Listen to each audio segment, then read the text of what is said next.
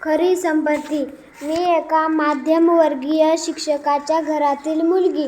त्यामुळे कोणत्याही शिक्षकाच्या घरी जे असेल तेच आमच्याही घरी होते.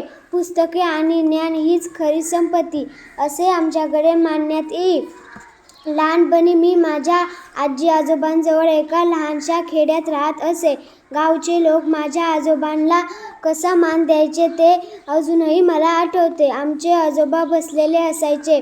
त्यांच्या हातात एक पुस्तक असायचे. गावातील अनेक लोक त्यांच्याकडे सल्ला मागायला यायचे. गावातला सर्वात श्रीमंत माणूस जरी आमच्या दारावरून जात असला तरीसुद्धा तो आजोबांना आदराने नमस्कार करून जाई.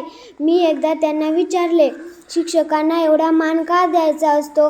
त्यावर ते हलकेसे हसले आणि त्यांनी मला एक गोष्ट सांगितली. महाभारतातील महापराक्रमी योद्धा अर्जुन त्यांच्या मित्रांसमवेत बसला असताना त्याला त्याच्या मित्रांनीही हाच प्रश्न विचारला. आपले गुरु द्रोणाचार्य यांच्याविषयी तुला एवढा आदर का वाटतो?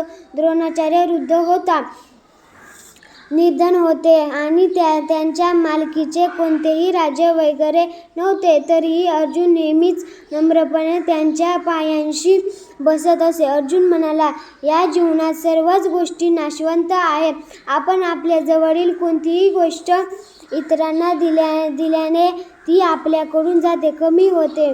मग ती हिरेमाणिक असोत, सोननाणं असो, नाहीतर जमीन असो. एवढंच काय, सौंदर्यसुद्धा कालांतराने कमी होत जाते. फक्त एकच गोष्ट अविनाशी आहे, ती म्हणजे ज्ञान.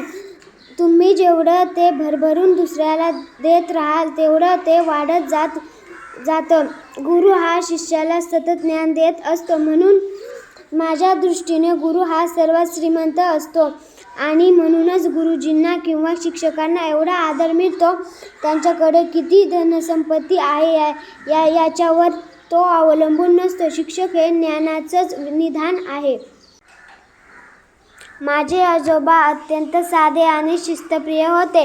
त्यांच्याकडून मी खूप काही शिकले. लहानपणी घराबाहेर पडून मी सर्वात लांबीची चक्कर पहिल्यांदा मारली ती आमच्या गावच्या वाचनालयामध्ये. मी पुढे आयुष्यात ज्या अनेक वाचनालयामध्ये पाऊल ठेवले त्यांतील हे पहिलेच होते. एकदा सायंकाळच्या वेळी मी आणि आजोबा घरी निघालो होतो.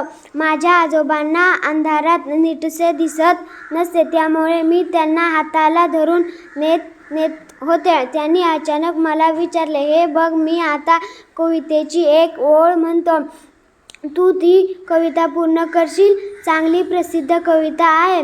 मी म्हणाले, प्रयत्न करीन. आम्ही हा खेळ खूपदा खेळलोच, त्यामुळे माझ्या कितीतरी कविता पाठ झाल्या होत्या.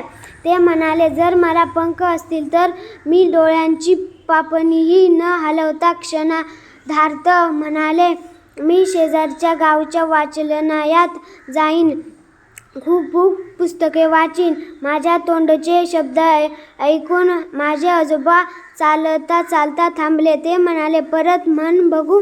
मी परत तीच वाक्य उच्चारली, मी शेजारच्या गावच्या वाचनालयात जाईन, खूप पुस्तक वाचीन. त्यावर त्यांना हसू आले. काय मजेशीर पद्धतीने कविता पूर्ण केलीस ग तू. पण काय ग, तुला मूळ कविता माहिती आहे का? जर मला पंख असतील तर मी निळाभोर विस्तीर्ण आकाशात उडेन, या धर्तीवरची सुंदर ठिकाणे पाहीन, या भूमीवरच्या थोर लोकांना भेटीन, मी गुप्त खजिन्याचा शोध घेईन. माझे आजोबा एकदम आबोल झाले. आम्ही घरी पोहोचल्यावर त्यांनी चटई अंथरली, त्यावर ते बसले आणि त्यांनी मला जवळ बोलवले. ते खूप थकलेले होते, तरी पण त्यांचा चेहरा उजळून निघाला होता. त्यांनी माझा चिमुकला हात हातात घेतला आणि म्हणाले, तुला माहिती आहे, अमेरिकेत अँड्र्यू कार्नेगी नावाचा फार थोर माणूस होऊन गेला.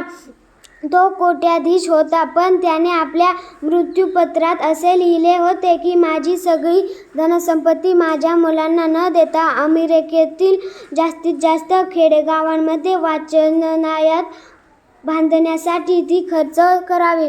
मी अजून किती वर्ष जगेन ते काहीच सांगता यायचं नाही, पण आज तू ज्या पद्धतीने ती कविता पूर्ण केलीस त्यावरून तुला वाचण्याची किती आवड आहे हे माझ्या लक्षात आलं. मला एक वचन दे, तू मोठी झालीस आणि समजा तुझ्या सर्व गरजा भागून तुझ्याकडे जास्तीचे पैसे शिल्लक राहिले तर तू निदान एका तरी वाचनालयाला पुस्तक घेऊन देशील. मी आजोबांना वचन दिले होते, एका तरी वाचनालयासाठी पुस्तके देईन. आजोबांच्या मृत्यूनंतर कितीतरी वर्षांनी ते वचन मला आठवले आणि पुढील आयुष्यात इन्फोसिस फाउंडेशनच्या माध्यमातून आम्ही अशी 10,000 वाचनालये बांधली आहेत.